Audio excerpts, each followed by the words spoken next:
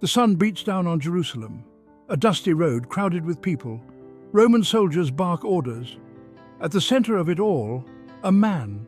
He stumbles under the weight of a rough-hewn cross. This is Jesus of Nazareth, condemned to die. His face, streaked with blood and sweat, reflects both agony and resolve. He has been whipped, beaten, and mocked. Yet he continues onward, every step a testament to his unwavering spirit. This is a journey towards sacrifice, a story of suffering, yes, but ultimately a story of love and redemption.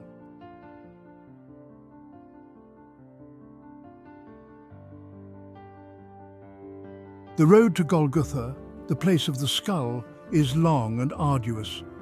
Jesus, his body racked with pain, stumbles again and again. The Roman soldiers, hardened by years of brutality, show no mercy. They urge him on with shouts and prods. The crowds, a mix of the curious and the cruel, watch with a mixture of emotions. Some jeer and mock. Others weep openly, their faces etched with sorrow and despair. Among them are the followers of Jesus, his disciples. They are devastated, their hope seemingly crushed under the weight of this brutal reality. Yet, amidst this scene of suffering and despair, there is something else. A quiet strength emanates from Jesus. He carries the weight of the world's sins, the weight of our transgressions.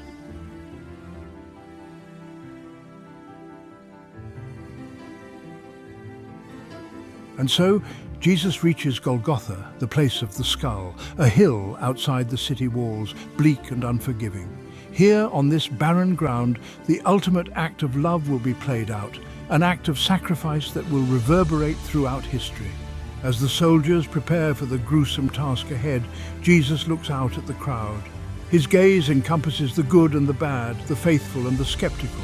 He sees not just individuals, but all of humanity. And in that moment, filled with profound love and compassion, he accepts his fate.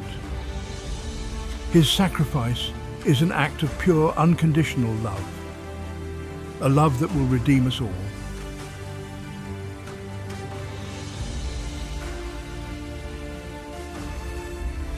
The rough-hewn cross, a symbol of shame and death, is laid upon the ground. Jesus, his body racked with pain, is forced down onto the cold, hard wood. The soldiers, their faces grim and impassive, move with practiced efficiency. They are instruments of Roman law, desensitized to the suffering they inflict. One of them produces a heavy iron hammer and nails, thick and cruel. The sound of metal against metal rings out across the silent crowd, a chilling prelude to the agony to come. Jesus closes his eyes, his breath catching in his throat. He knows what is coming. He feels the cold steel against his flesh. And then the hammer falls. Jesus cries out, a raw, primal sound of pain that pierces the hearts of even the most hardened observers. His hands that healed the sick and comforted the afflicted, are now nailed to the wood.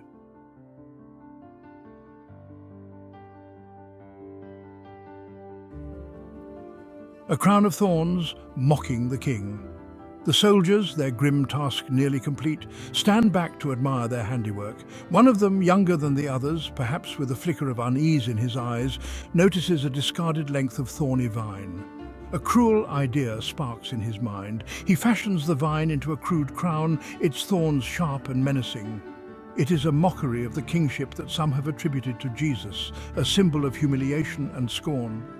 With a rough laugh, the soldier approaches Jesus and forces the crown onto his head. The thorns pierce his scalp, drawing blood that trickles down his forehead. Jesus winces, but utters no word of complaint. The other soldiers roar with laughter at the spectacle, their cruelty amplified by their indifference to his suffering.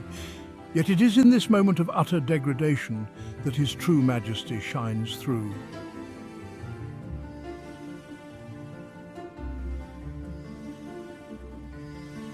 Darkness descends, the weight of sin. The cross, with Jesus nailed upon it, is lifted with a groan of wood and rope. It is dropped with a thud into the waiting hole, jarring his broken body. The crowd gasps, a collective intake of breath at the raw brutality of the spectacle. The sun, high in the midday sky, seems to dim as a palpable darkness descends upon Golgotha. It is as if the very heavens are mourning the suffering of the innocent one. Or perhaps It is the weight of the sins of humanity, the darkness that he carries in our place that blots out the light. Jesus hangs there, suspended between heaven and earth, his body racked with pain. Blood drips from his wounds, staining the ground beneath him. His breath comes in ragged gasps, each one a testament to his enduring agony. Yet even in his suffering, his eyes hold a glimmer of something else: compassion, forgiveness, love.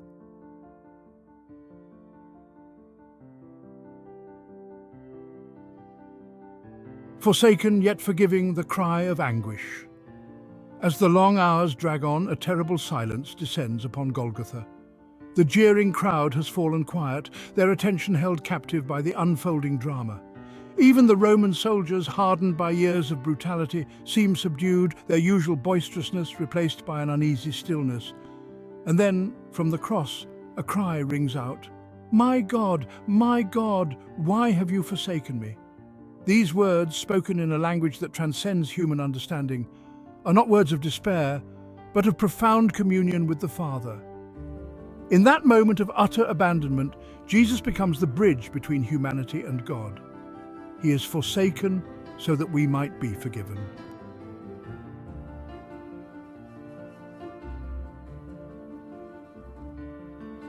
A mother's love, witness to sacrifice. Amidst the crowd, her heart breaking with every rasping breath of her son, stood Mary. She had been there from the beginning, from the manger in Bethlehem to this hill of Calvary. She had witnessed his miracles, felt the warmth of his love, and shared in the joy of his teachings. Now she bore witness to his suffering, her own pain amplified 1,000-fold. The weight of her grief was immeasurable, a mother's worst nightmare unfolding before her eyes. Yet amidst the agony there was an unshakable faith. She knew that this was not the end. She remembered his words: "Greater love has no one than this, that someone lay down his life for his friends." And in her heart she understood.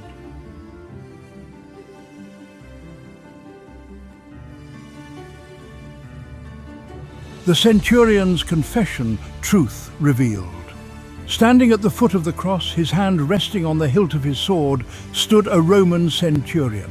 He had overseen countless crucifixions, witnessed the brutality and finality of this form of execution. Yet there was something different about this one. This man, Jesus of Nazareth, carried himself with a quiet dignity even in his suffering. The centurion had heard the whispers, the rumors of miracles and pronouncements of divinity.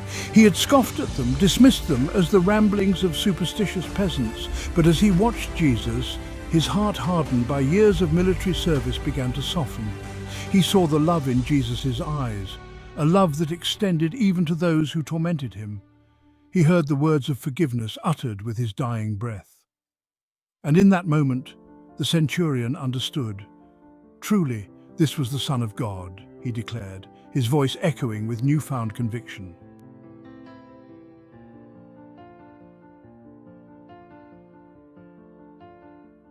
Beyond the physical or spiritual struggle, while the physical agony of the crucifixion was undeniable, it was merely the outward manifestation of a far greater struggle. Jesus, the Son of God, was bearing the weight of the world's sins, taking upon himself the darkness that separated humanity from the divine. This was a battle fought not with swords and shields, but with love and forgiveness. Every lash of the whip, every mocking jeer, every piercing thorn was a reminder of the depth of human brokenness. Yet Jesus did not waver. He was fighting for the very soul of humanity, offering a path to redemption through his sacrifice.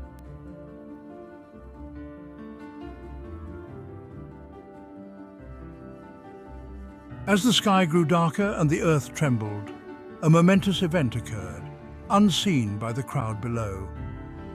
Inside the temple in Jerusalem, the veil that separated the Holy of Holies, the most sacred space, from the rest of the temple was torn in two from top to bottom. This veil, a thick curtain, had long symbolized the separation between humanity and God. Only the high priest, once a year, was permitted to enter the Holy of Holies, and then only after elaborate rituals of purification. The tearing of the veil was a cataclysmic event, a visible sign of the invisible reality unfolding on Calvary. Through Jesus' sacrifice, the barrier between God and humanity had been broken down. Access to the divine was no longer restricted to a select few, but was now open to all.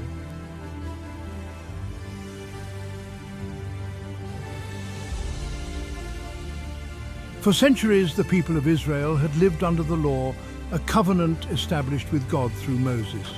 It was a covenant of rules and regulations, sacrifices and offerings, intended to guide them towards righteousness. Yet, despite their best efforts, they fell short. The law, like a mirror, revealed their imperfections, their inability to bridge the gap between themselves and a holy God. But God, in his infinite mercy, had promised a new covenant, a covenant not of written code but of transformed hearts. A covenant where forgiveness would be offered freely, not earned through tireless effort. And it was through the sacrifice of Jesus, the ultimate act of obedience and love, that this promise was fulfilled. No longer would humanity be bound by the chains of their failings. In Christ, on that cross, a new way was opened, a path to reconciliation paved with grace and mercy.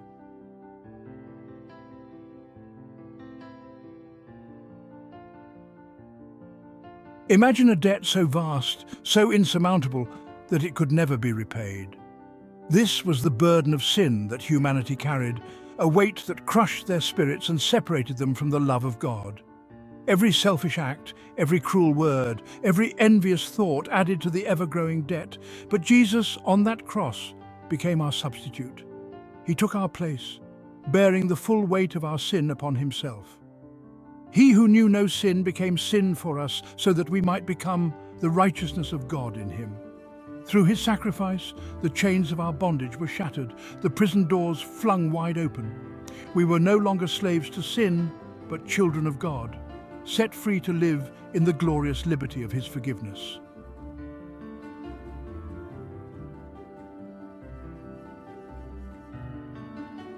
A new relationship adopted into God's family.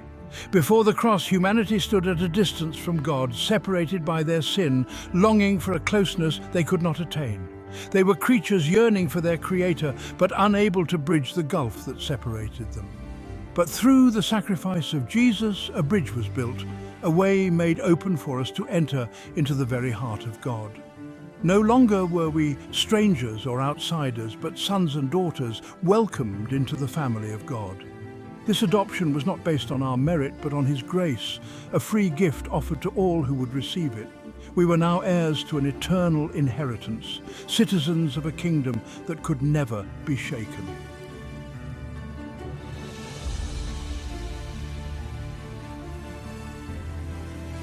The power of resurrection, hope beyond the grave.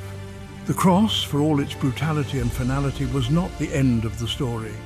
3 days after his crucifixion, Jesus rose from the dead, conquering death itself and offering hope to a world shrouded in darkness. His resurrection was not merely a miraculous event, but the cornerstone of the Christian faith. It validated his claims, proving his power over sin and death and offering us the assurance that we too would share in his victory. No longer did death hold the final word. The grave was not the end, but a gateway to a new and glorious existence.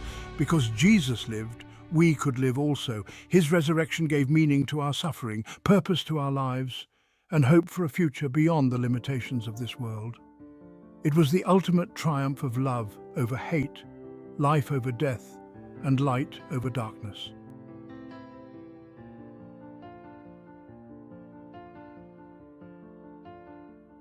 Living in the light, a transformed life. The crucifixion was not just a historical event, but a call to action, an invitation to live differently, to receive the gift of forgiveness offered so freely, and to extend that same grace to others. It was a challenge to lay down our lives in service to others, to love unconditionally, to forgive readily, and to reflect the character of Christ in all that we do. It was a call to be agents of reconciliation, peacemakers in a world torn apart by conflict and division. The transformation that began at the cross was meant to permeate every aspect of our lives, shaping our thoughts, our words, and our actions. It was a lifelong journey of becoming more like Christ, of allowing his love to flow through us and touch the world around us. We were called to be living testaments to the power of the cross, beacons of hope in a world desperately in need of light.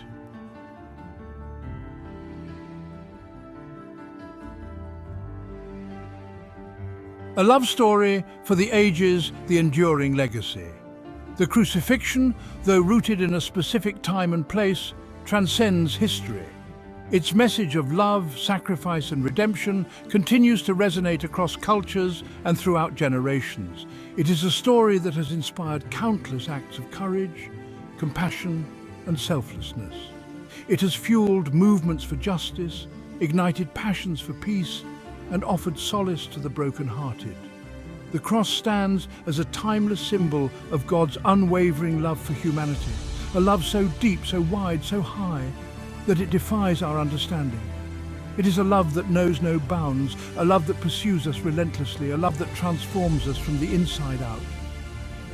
And so the story of the crucifixion continues to be told and retold, offering hope, healing, and the promise of a love that will never let us go.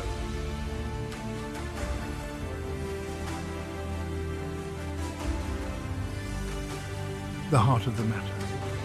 As we've journeyed to Golgotha, witnessed the agony and heard the cries, it's easy to be overwhelmed by the brutality of the crucifixion, the physical pain, the emotional torment, the utter humiliation. But to focus solely on the suffering is to miss the heart of the matter. For at its core, the crucifixion is a story of love, a deliberate act of sacrifice driven by profound love. Jesus willingly laid down his life for humanity, for a people lost and broken. His love knew no bounds. It extended to the outcast, the sinner, the lost. A love that embraced us in our darkest hour.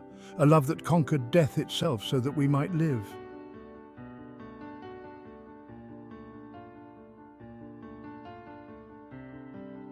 Echoes through time, the enduring impact of the crucifixion.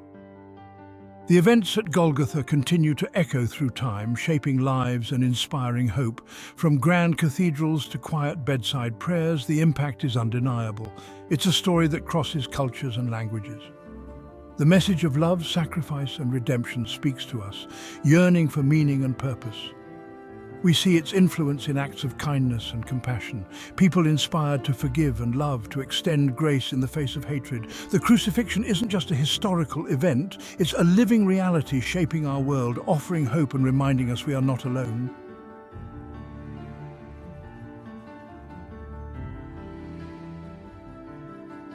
More than a story, a living reality. It's one thing to hear about the crucifixion, to read about it in ancient texts or see it depicted in art, but it's quite another to allow the reality of what happened to truly penetrate our hearts, to move beyond intellectual assent and enter into the depths of its meaning. The crucifixion isn't just a story, it's an invitation to experience the transformative power of God's love in our own lives. It's a call to allow the reality of what Jesus did for us to sink deep into our souls, to shape our thoughts, our actions, and our very beings. When we truly grasp the depth of his sacrifice, the immensity of his love, it changes everything. It breaks down the walls we've built around our hearts. It dismantles the lies we've believed about ourselves and our worthiness. It reminds us that we are loved, deeply and unconditionally loved. Not because of who we are or what we've done, but because of who he is and what he has done for us.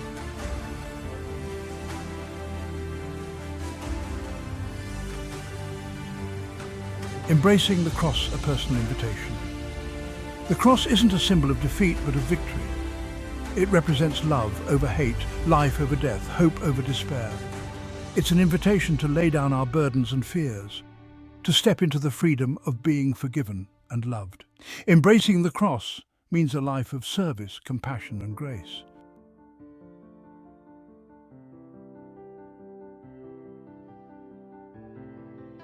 Walking in his footsteps, love as the guiding light. As we leave Golgotha, let us not leave behind the lessons we've learned. Let us carry the message of the cross with us, allowing it to shape our interactions, our relationships and our very lives. Let us be known by our love, A love that is patient and kind, a love that doesn't envy or boast, a love that isn't proud or self-seeking, a love that is slow to anger and keeps no record of wrongs, a love that always protects, always trusts, always hopes, always perseveres. This is the legacy of the cross. This is the call to action that echoes through the ages. Let us go out into the world and live as people transformed by love, reflecting the light of Christ in all that we do. For in the end, love is all that matters. Love is the greatest commandment. Love is the very essence of God. God bless you all.